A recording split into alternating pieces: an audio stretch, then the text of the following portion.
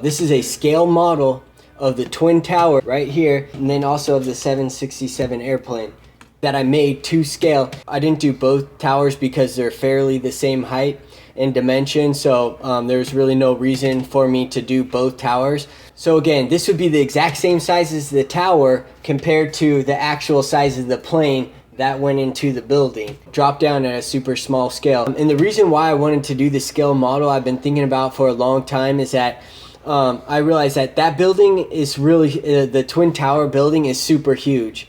And I know it's a commercial airliner and it seems big, and I know that plane compared to the building was actually really small.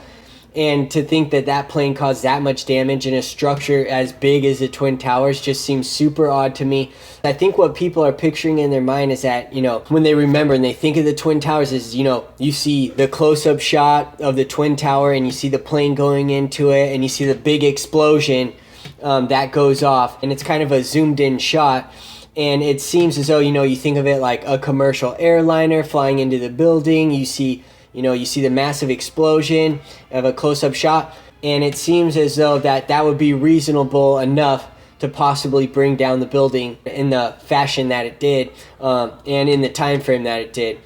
But and I already know that building is super massive compared to that plane. If you've seen like a super far off distant shot of the Twin Towers after the plane had crashed into it, and you see it from a super far distance, and you look at that Twin Tower and you see the hole in the top of the building, it's actually super small at the top of the building, and it's not a significant amount of structural damage at all. It's not significant whatsoever. That's what I wanted to point out to people, is that when you really look back and you see those far shots of the plane with the hole in it, it's super small compared to the entire building. And to think that tiny little damage to the structure of the building, especially it being up so high, that to think that it would bring down the whole building seems extremely odd. And again, and I'm going to show you some pictures of that too. I'm going to show you some really far back pictures of the Twin Towers with the hole in it from a far distance. And you'll see yourself, it is super small. And that's kind of one of the reasons why I've been wanting to do this scale model, because I just had this feeling that the plane was going to be like super small, like a joke, compared to the building. And to be honest with you, when I actually did finish it and I looked at it, I was even more surprised than I thought, because this is a joke. I mean, look at this. Look at the plane compared to the entire building. I mean, it's a joke. It really is. And again, like I said, this is brought down to scale. Both these sizes are accurate. And so the scale I brought it down to was a 10 thousandths, or decimal of 0.0015. So the World Trade Center 1 is 1,368 feet high, and that's the rooftop without the antenna, and that equals 16,416 inches high at 0.0015. This World Trade Center here is 24 inches and 5/8 inch high, and the width of the World Trade Center is 208 feet wide, which equals 2,496 inches, which is about 3 inches and 3/4 wide. Now, to the plane, the dimensions I used was off the 767-200. I know there's a few variations there. You have the 767, the 200, the 200ER, and the 300ER. And from the dimensions that I looked at the plane, I used the 767-200. The length of the 767-200 was 159 feet, and bringing it to scale, that in roughly 2 inches and 7/8. And the wingspan of the plane is 156 feet, which to scale will equal roughly 2 inches and 13/16 on the wingspan. And the height from the tail is 52 feet, which would be just below an inch, and it'd roughly be about 15/16 of an inch high. And that's from the tail. And then the actual cabin compared to the height of the wing is about half of that. So this plane is to scale. So again, this is the dimensions based off of a 767-200 compared to the World Trade Center 1. And as you can see, if you're just looking at it now, I mean, it's a complete joke. I mean, just look at it sitting here on the table, the plane compared to the building. I mean, it's a joke. I mean, it really is. Now let's actually see the comparison here. Look how small this plane is. So look, I'm going to give you a comparison. So I'm going to actually put the plane to the building. As you can see, here's the plane, okay, and it's going into the building. Okay, look how small that is. I mean, it's a joke. Look at that. This plane I mean, compared to this building crashing in there, it's a joke. I mean, it honestly is. And like I said, once I actually put the model together and I saw it for myself, I mean, I found it unbelievable. When I looked at World Trade Center 7 and I saw, just how it imploded on itself, and that had no structural damage whatsoever in the way that it came down. I mean, for me, that was enough to just think that there obviously had to be something more to it than just some fires that smoldered in the building. And again, same thing with the Twin Towers. And when you look at both Twin Towers and how they imploded on themselves, and in the time frame that they did, the collapse speed from when the planes hit to when they collapse, seems really odd that you have both Twin Towers that collapse, then World Trade Center 7 that implodes on itself and had no structural damage. And it already seems in a super odd predicament to be in, that all these things occurred without even doing forensic on the building and testing the chemicals. This is evidence right here. This is a scale model and it's accurate. It's the accurate dimensions of the World Trade Center and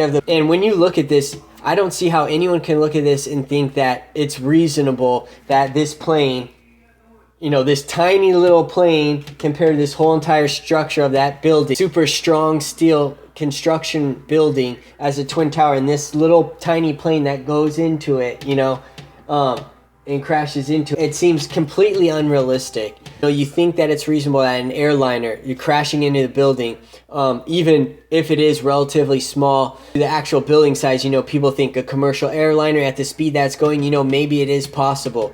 But the thing is that even the architects and engineers and people that have looked into the collapse of these buildings have admitted, they've said it, and you can look it up, is that they have all said that it's not because of the actual plane crashing into the building itself which caused the buildings, to actually collapse. What they said was the real reason for it wasn't just the plane crashing in the building. They said what the reason for the collapse was because of the jet fuel, which allowed the fire to get hotter than it normally did to melt the steel the way that it did. And they said that was the reason, the real cause for the collapse, is that the fuel from the plane made the fire extremely hot, which caused it to melt the steel.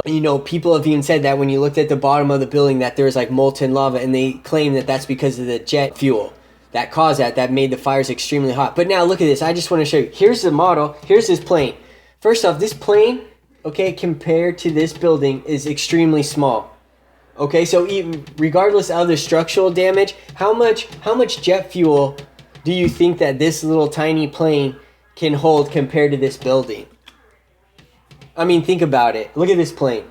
You think that this little tiny little plane is going to hold enough fuel in it to crash into the building and then trickle down throughout the whole entire building and all the way up the top to make the fire extremely hot? There's no way. This plane and the amount of fuel is minuscule compared to the building. I mean, look at that.